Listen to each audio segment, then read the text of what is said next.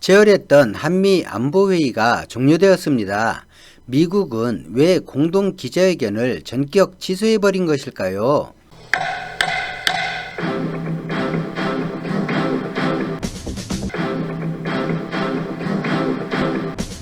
서욱 국방부 장관이 취임한 후 첫 한미 안보 연례회의가 열렸습니다. 처음부터 이 회담은 겉으로 보이는 미국의 립서비스와는 달리 한미 양측이 첨예하게 맞서고 있는 전작권이 뜨거운 주제가 될 거라고 누구나 예상했고 그렇게 진행되었습니다. 공동 성명에 나타난 한미 양측의 미묘한 견해 차이를 다뤄보겠습니다. 주요 쟁점은 세 가지입니다. 첫째가 전작권, 둘째가 방위비, 셋째는 사드 기지 이전 관련 이야기입니다. 첫째, 전작권 관련한 견해 차이입니다. 전작권 반환을 둘러싼 팽팽한 대치는 이후로도 여러 가지 문제를 만들 것으로 보이고 미국은 전작권과 방위비에 대한 항의의 표시로 공동선언문에 주한미군의 현수준 유지라는 문구를 2008년 이후 처음으로 포함하지 않았습니다. 미군 재배치 사업을 부각하며 방위비 압박 카드로 활용해온 미국으로선 주한미군 감축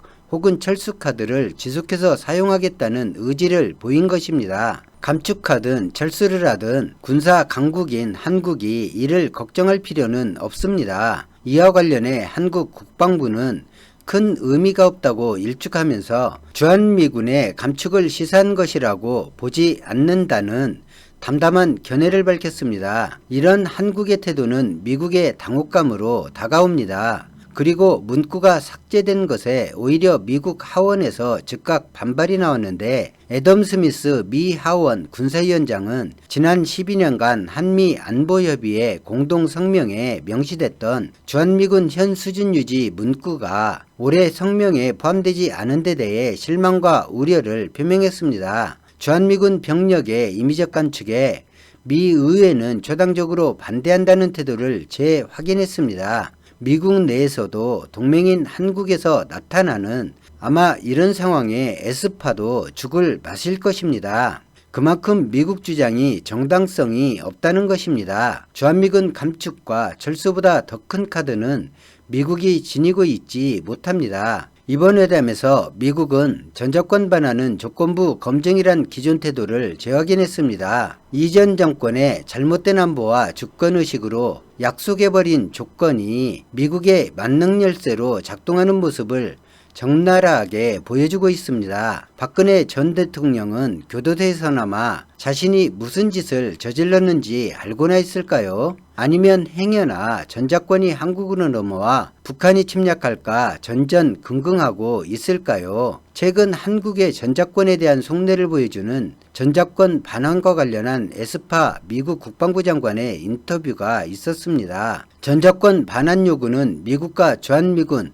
그리고 미국 시민의 안전을 위협한다는 발언입니다. 이 발언은 주한미군이 지닌 전작권이 한미연합군의 작전 역량과 효과적인 적의 침략에 대응하기 위한 목적보다 만일의 사태에 한반도에 있는 주한미군과 미국 시민 그리고 미국 본토 위협을 방지하기 위해서 사용한다는 것입니다. 한국이 다른 나라와 전쟁을 할 경우 미국 안보를 위해 이 전작권이 사용된다는 것이죠. 6.25 동란 휴전협정에서 보듯 한국은 군권이 없어 휴전 당사자가 되지 못했고 남북이 이후 70년을 대치하면서도 남북한 의지로 종전조차 못하고 있습니다. 그런데 6.25 때와 마찬가지로 한국 군권을 오로지 미국 이익을 위해 사용한다는 인터뷰를 한 것입니다. 아직도 여러 사람이 이런 말을 합니다. 미국은 부담되어 받기 싫었는데 한국이 억지로 전작권을 넘겼다고 말합니다. 부담되고 받기 싫었던 전작권이라면 한국이 요구하자마자 돌려주는 것이 자연스러운 모습입니다. 그렇지 않은가요? 하지만 70년대 박정희, 80년대 노태우, 2000년대 노무현 그리고 문재인 정권까지 반환받으려는 한국 정부의 전작권과 지휘권을 미국은 애지중지하며 돌려주지 않으려 애를 쓰고 있습니다. 주한미군이 주둔하는 조건 중 첫 번째 조건도 군권이었고 한미연합사령부를 출범시키면서 집착한 것이 한국의 군권이었습니다. 한국에 머무는 주한미군과 그 가족을 우리 한국은 지켜줄 의무가 있습니다. 그들이 전쟁 억제를 위해 있다고 생각하기 때문입니다. 그런데 우리는 그들을 지켜줄 수가 없습니다. 전작권과 지휘권이 없기 때문입니다. 그뿐 아니라 미국 이익과 한국 안보가 대립할 때 국군이 지닌 막강한 전력과 군사적 협정 권한 또한 한국에 있지 않습니다. 두 번째, 방위비 문제입니다. 이번 연례안보 회담에서는 방위비에 대해 미국은 조속한 타결에 강한 의지를 보여달라고 주문하면서 공정이란 표현을 다시 사용했습니다. 하지만 이 공정이란 단어를 두고 미국에서조차 의문을 제기하고 있습니다. 공정은 말하지만 그 공정의 기준이 분명하지 않고 너무 모호하다고 지적하고 있습니다. 에스파 장관은 한미 안보협의회 모두 발언에서 방위비 분담금 협상 문제와 관련해서는 미국의 납세자들에게 불평등하게 부과되지 않아야 한다고 공정한 분담을 강조했습니다. 공정이란 것이 무엇일까요? 공정성은 지우치지 않는 균형을 말합니다. 분담금에 대한 공정성은 주한미군이 주둔함으로써 한국과 미국이 얻는 이익과 양국의 경제력을 대비하면 됩니다. 주한미군은 오로지 한국을 위해 한국에 주둔하고 있고 거기에 한국이 잘 살기까지 하니 한국이 많이 부담해라, 이런 주장을 현재 미국이 하는 주장입니다. 한국을 지키는데 필요한 비용을 왜 미국 납세자가 부담하느냐는 것이죠. 에스파를 비롯한 미국의 모든 기관이 공통으로 하는 말이 있습니다. 미국 안보를 위해 미군이 해외에 주둔한다는 이 말을 하고 있습니다. 그런데 방위비 이야기를 할 때는 미국 행정부는 상대국에 이 말을 하지 않습니다. 대신 지켜준다는 말만 거듭해서 강조합니다. 그렇게 상반된 주장을 동시에 하면서 조금도 안색이 붉혀지지 않습니다. 얼굴 두께가 가히 엄청난 나라라는 것이죠. 그런데 정작 비용을 줄일 수 있는 가장 좋은 방법은 동맹국인 한국 군사력이 강해지는 것과 한반도에 평화가 정착되는 것입니다. 그런데 그 두 가지를 미국이 원하지 않습니다. 각종 제재로 무기 개발을 가로막고 있으며 무기 개발에 필요한 기술 지원 거부는 물론 핵 잠수함 연료 구매마저 거부했습니다. 심지어 미국으로부터 수입한 각종 무기에 대해 온전한 사용 권한마저도 인정하지 않습니다. 중국을 가장 확실히 견제하는 방안도 주한미군 전력 강화나 미국으로부터 첨단 무기를 수입해 국군 전력이 강화되는 것이 아니라 한국이 자체 기술로 첨단 무기를 만들어 자신의 힘으로 중국을 견제하는 것입니다. 그런데 미국은 이런 방안에 관심이 없습니다.